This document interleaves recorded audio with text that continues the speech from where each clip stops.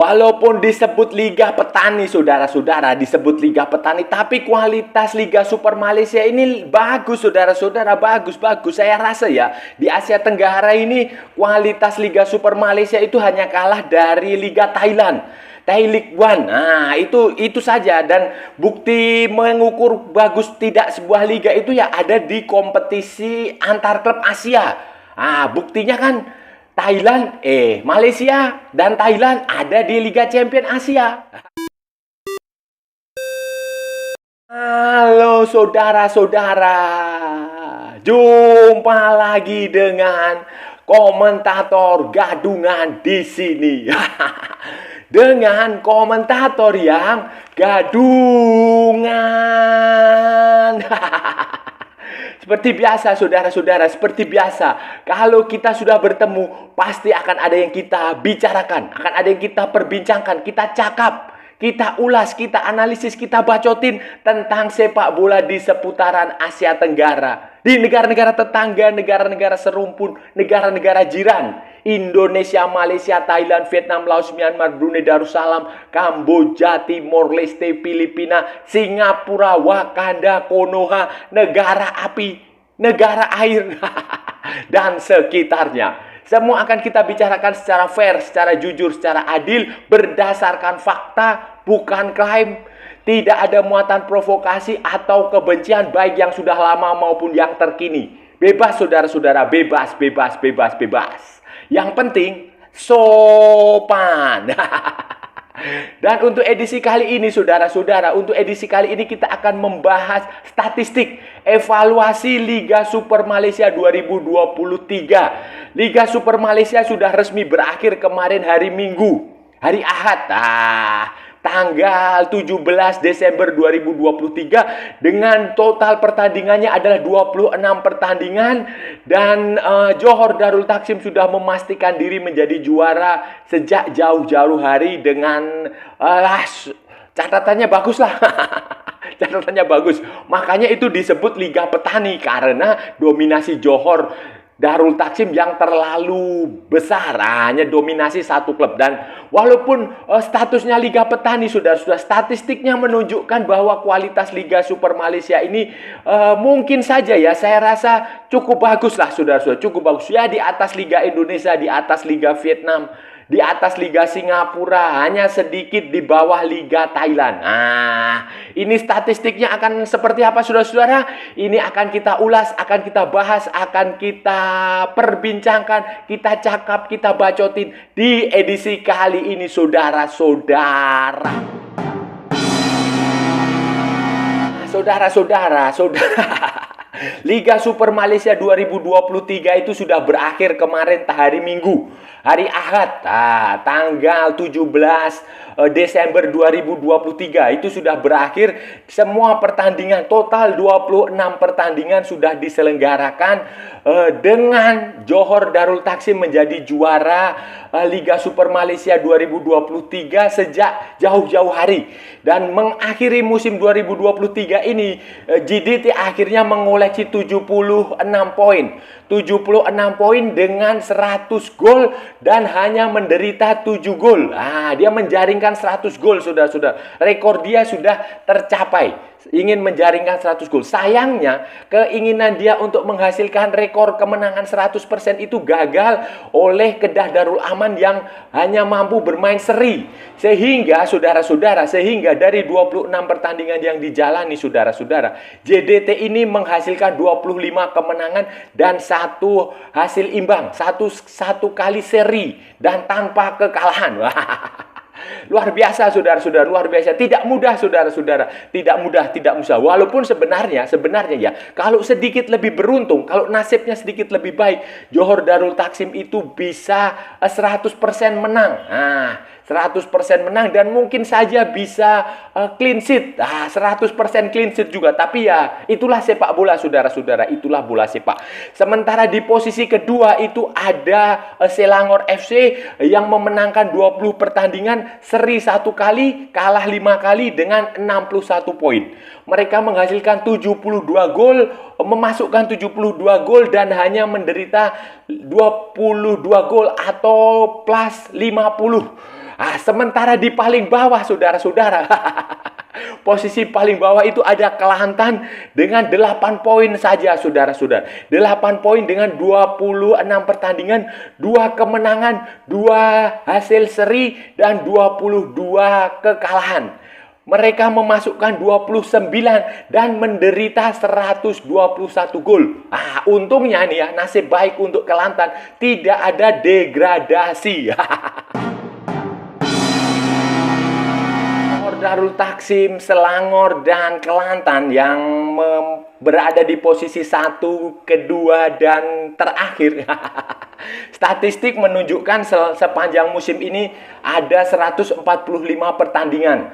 145 pertandingan dengan total 492 gol tercipta atau rata-ratanya 3,39 per match. Setiap pertandingan. Kemudian Aaron Del Valle itu menjadi pencetak gol terbanyak, top scorer dengan 23 gol, saudara-saudara. Luar biasa. Jadi Aaron Del Valle. Kemudian kemenangan terbesar di kandang, di home, itu adalah 8-0 yang dicatatkan oleh Perak ketika mengalahkan Kelantan tanggal 28 Oktober 2023. Sementara biggest away, kemenangan away terbesar itu 9 gol. Waktu Selangor mengalahkan Kelantan juga, saudara-saudara, 11-2 tanggal 25 Agustus 2023. Dan itu juga menjadi pertandingan dengan skor terbesar, saudara-saudara. 13 gol, saudara-saudara, 13 gol. Selangor melawan Kelantan ini menjadi skor terbesar dalam satu pertandingan di Liga Super Malaysia 2023 ini, saudara-saudara. Luar biasa. Sementara Johor Darul Taksim itu mencatatkan diri, rekornya adalah longest winning run. Rekor kemenangan beruntun terbanyak, 20 kemenangan, saudara-saudara. Dan mereka juga tidak terkalahkan secara beruntun itu 21. Longest unbeaten run. Luar biasa, saudara-saudara. Sementara longest winless run itu adalah 18 match. Itu adalah Kucing FC, saudara-saudara. Jadi tidak pernah menang secara beruntun 18 pertandingan. Dan sementara Kelantan FC itu 11 kekalahan beruntun rekornya. longest losing run. Saudara-saudara. Jadi itu beberapa catatan yang lumayan lah, saudara. Jumlah penonton langsung ke stadium, saudara-saudara. Penonton yang datang langsung ke stadium ini totalnya itu semua 810.745 orang.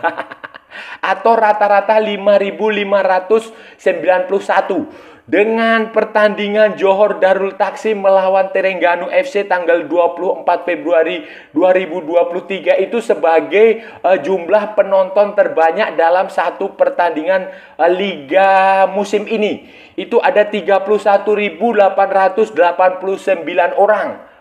Luar biasa. Ya wajar.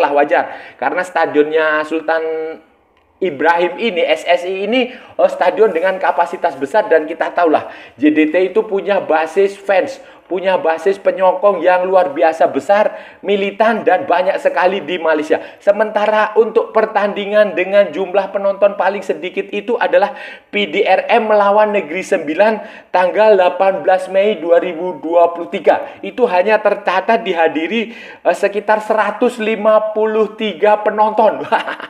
Sedikit, saudara-saudara. PDRM ini adalah polis diraja Malaysia. Kalau di Indonesia ini seperti Bayangkara Presisi Indonesia, Bayangkara FC, klub milik kepolisian, polis, tim polis lah, kayak kira-kira seperti itu. Dan sama seperti di Indonesia juga, Bayangkara FC itu juga tidak punya supporter, tidak punya penonton, tidak punya penyokong. Jadi setiap pertandingan yang melibatkan Bayangkara FC itu sama seperti case-nya PDRM di Malaysia. Tidak ada yang nonton.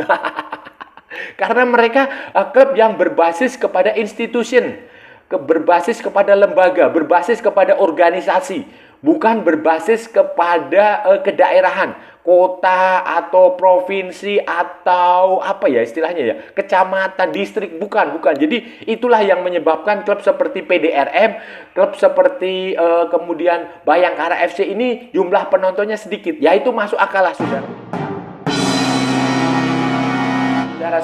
Tapi saudara-saudara, sama dengan liga-liga di negara lain di seluruh dunia, bukan hanya di Malaysia, di Indonesia, di Thailand, di Kamboja pun, di Inggris, Italia, Spanyol, semua.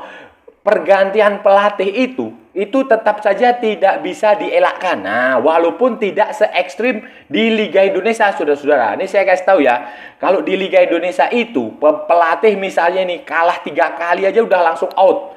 Tidak peduli tim Anda adalah tim yang jelek, tim yang tidak pernah juara, atau tim yang ada di grade bawah, level menengah, level atas, tidak peduli. Pokoknya ketika Anda kalah 3 kali, out. Tetapi di Malaysia kasusnya tidak seperti itu, saudara-saudara. Case-nya tidak seperti itu. Pergantian pelatih itu juga ada. Tetapi mereka masih diberi, para pelatih ini, coach ini masih diberi waktu yang menurut saya cukup masuk akal lah. Cukup masuk akal. 11 pertandingan itu menjadi 11 pertandingan itu adalah pelatih pertama yang diberhentikan. Itu si Choi Mun Sik, itu dari Kelantan. Itu 11 match day. Itu baru diberi kesempatan 11 match. Kalau di Indonesia nggak ada itu. Mungkin baru 3 pertandingan, 3 minggu, 3 match day itu sudah out. Tetapi di Malaysia lumayan lah. Pemecatan pelatih itu baru 11. Kemudian ada yang paling baru itu ke-7, match day ke-7, tetapi itu karena dia mengundurkan diri setelah kalau nggak salah Bojan Hodak di Kuala Lumpur City. Kemudian ada di PDRM itu match day ke-8. Tetapi rata-rata itu ke-11, ke-13 kayak begitu. Jadi ada cukup waktu yang panjang. Yang panjang bagi seorang pelatih untuk menangani timnya baru benar-benar dinilai. Ya ini sama seperti di Inggris, sama seperti di Spanyol. Di Thailand pun juga seperti itu, saudara-saudara. Di Thailand itu mereka diberi waktu yang cukup 10 pertandingan ke atas. Kalau gagal baru dan kepemecatannya pun mereka lebih selektif. Bukan hanya karena kalah 3 kali atau kalah sekali lewat lawan klub rival terus dipecat, tidak. Jadi mereka penilaiannya lebih holistik, lebih mendalam, lebih detail, lebih panjang lebar lah pertimbangannya itu. Beda dengan Indonesia yang lebih banyak emosional. Hasil ini, saudara-saudara, dengan hasil ini berarti musim depan Malaysia akan diwakili oleh 2 tim di 2 kompetisi Asia berbeda. Liga Champion Elite itu akan diikuti oleh Johor Darul Taksim. Itu kalau nggak salah dia langsung ke fase grup bersama dengan juara di Thailand. Entah Buriram FC, entah BG Pathum United, entah Bangkok United. Tetapi itu Asia Tenggara hanya diwakili oleh 2 tim di Liga Champion Asia Elite di fase grup. Selebihnya klub dari Jepang, dari Korea, dari Cina, dari Australia. Sementara runner up Liga Super Malaysia, Selangor itu akan tampil di Liga Champion Asia 2. Kalau nggak salah juga langsung ke fase grup, saudara-saudara. Beda dengan Indonesia yang harus melalui fase kualifikasi terlebih dahulu. Kemudian, saudara-saudara, Malaysia itu juga bisa mengirimkan tim ketiga ke kualifikasi Liga Champion Asia Elite. Itu syaratnya nanti adalah Sabah FC yang musim ini akan tampil di semifinal zona ASEAN itu bisa terus melaju ke final zona ASEAN, kemudian semifinal interzone, kemudian final interzone, kemudian final Piala AFC, dan kemudian menjuarai Piala AFC melawan tim dari, kalau nggak salah mungkin dari Timur Tengah lah. Dari Asia Barat, entah dari Lebanon, entah dari Irak, entah dari mana, Bahrain, pokoknya itu. Kalau dia bisa menjuarai itu, kalau Sabah FC bisa menjuarai itu, dia akan tampil di kualifikasi Liga Champion Elite musim depan. Kalaupun dia menang di playoff Liga Champion Elite, dia akan tampil di fase grup. Tetapi kalau kalah, saudara-saudara, ini berandai-andai saja, kan ini belum kejadian. Nama juga gadungan, wajar lah. Jadi kalau dia kalah pun di kualifikasi, dia akan tampil, Sabah akan tampil di Liga Champion 2. Jadi apapun nanti Malaysia bisa diikuti 2 tim di Liga Champion Elite dan 2 tim di Liga Champion 2. Syaratnya Sabah FC juara Piala AFC musim ini, saudara-saudara. Bisa menjuarai Piala AFC, saudara-saudara. Sabah itu ya saran saya sih harus mempertahankan skuad yang ada. Kan ini akhir musim, kemudian kontrak pemain sudah habis. Nah, saya nggak tahu Sadil Ramdhani apakah dia akan diperpanjang atau tidak. Karena saya dengar-dengar Sadil Ramdhani itu sudah mengeluarkan pernyataan perpisahan. Di Instagram dia, saudara-saudara, Sadil Ramdhani sudah mengatakan perpisahan, sudah berterima kasih. Saya nggak tahu apakah nanti dia akan bertahan atau dia akan pergi. Tapi saran saya, saudara-saudara, saran saya 3 tahun terakhir ini, dia sudah main 3 tahun. Saran saya itu ya dipertahankan sajalah Sadil Ramdhani, kemudian Pak Taise, kemudian timnya Ong Kim Sue itu semuanya dipertahankan. Karena ini tanggung sekali, saudara-saudara, tanggung sekali. Fase grup di Piala AFC itu digelar di musim 2023. Sementara nanti fase knockout-nya, semifinal, final, kemudian interzone itu digelar di musim 2024. Dan kalau itu terjadi pergantian rezim, pergantian skuad, pergantian materi pemain, pergantian pelatih, ya itu kan berarti harus memulai dari nol lagi. Dan ini amat sangat disayangkan. Apalagi tampil di Piala AFC ini bukan tidak setiap hari, saudara-saudara. Jadi saya rasa Sabah FC harus mempertahankan itu supaya tidak terputus kesinambungannya dari musim 2023 ke 2024. Ya ini karena juga sistem liga di Malaysia yang menganut sistem tahun kalender, sehingga dan itu akan menyulitkan karena di kompetisi di Asia sekarang bukan lagi sistem tahun kalender tapi menggunakan sistem season seperti di Eropa 2023, 2024, 2025 dan saya harap itu saran saya dipertahankan supaya terjadi kesinambungan, supaya tidak lagi memulai dari awal, saudara-saudara. Kepada Sabah, saudara-saudara, saya juga berharap kepada klub-klub Malaysia lain, tim-tim Malaysia lain untuk berusaha sekuat tenaga mengejar ketertinggalan dari Johor Darul Takzim. Untuk setidaknya menghentikan dominasi Johor Darul Takzim. Mereka sudah juara Liga 10 tahun, 10 musim beruntun. Nah, itu kan luar biasa, saudara-saudara. Ya memang kualitasnya ada, Liga Malaysia punya kualitas. Tapi kalau ada satu tim yang terlalu dominan, juara selama 10 musim beruntun, ini kan juga menurut saya ya tidak elok lah. Tidak elok dilihat. Ya harus ada tim yang bersaing lah. Mungkin secara finansial. Waktu itu saya dengar Vincent Tan akan membeli Kelantan FC, tetapi kemudian kelanjutannya gimana saya nggak tahu. Kalau Vincent Tan benar-benar bisa membeli Kelantan FC ya mungkin saja akan ada persaingan. Kemudian Malaysia ini kan punya banyak orang kaya, bisnismen, investor, pelabur, pengusaha yang punya klub di luar negeri, saudara-saudara, di Liga Premier Inggris. Nah, kenapa sih mereka tidak pulang aja ke Malaysia untuk mengelola klub Liga Super Malaysia seperti si Tony Fernandes itu, Air Asia, daripada dia mengelola Queen Park Ranger di Malaysia, di Liga Championship Division di Inggris kan nggak jelas. Pulang aja mengelola Liga Super Malaysia, salah satu klub untuk bersaing dengan Johor Darul Takzim. Itu yang dilakukan oleh beberapa orang kaya Indonesia, bisnismen Indonesia itu seperti itu. Dalam hal ini saya harus memuji beberapa bisnismen Indonesia, beberapa orang kaya Indonesia, pengusaha Indonesia yang berinvestasi di sepak bola Indonesia walaupun masih gelap. Walaupun grey, masih ada di grey arena, tidak jelas. Tapi beberapa orang kaya itu mereka berani berinvestasi, selain juga berinvestasi di klub-klub di luar negeri. Nah, ini tampaknya harus dicontoh oleh bisnismen, oleh orang-orang kaya di Malaysia supaya dominasi Johor Darul Takzim di Liga Super Malaysia itu benar-benar terhenti, saudara-saudara. Mana tahu ada Tony Fernandes kemudian membeli PDRM.